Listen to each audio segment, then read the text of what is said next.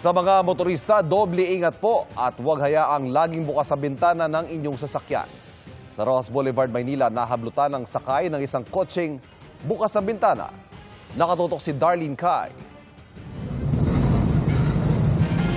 Habang nakatigil ang mga sasakyan sa Rojas Boulevard southbound sa Maynila, isang lalaki ang biglang lumapit sa pulang kotseng bukas ang bintana at hinablot ang bag mula sa nakasakay sa loob.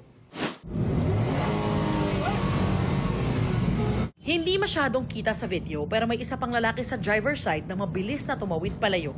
Makikita rin ng ilang lalaki na tila nagmamanman.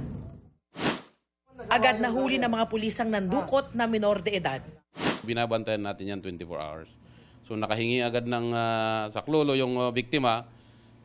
So narespondihan agad at nahuli itong yung isa. Ayon sa pulisya na ibalik sa biktima ang bag na may lamang cash, mga ID at personal na gamit. Itinuro raw ng nahuling minor de edad ang isa niyang kasama.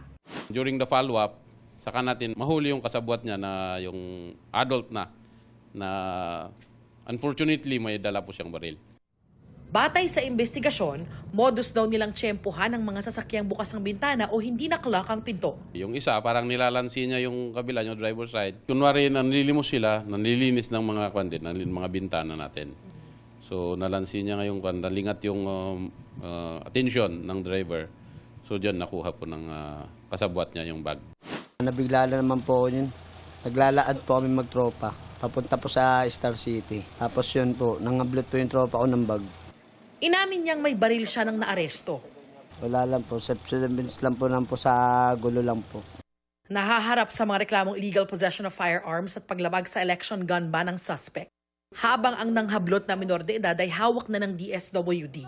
Paalala ng pulis sa mga motorista. Huwag nating buksan ang ating bintana kung hindi naman kinakailangan.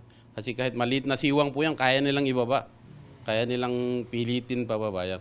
Para sa GMA Integrated News, Darlene Kai, nakatutok 24 oras.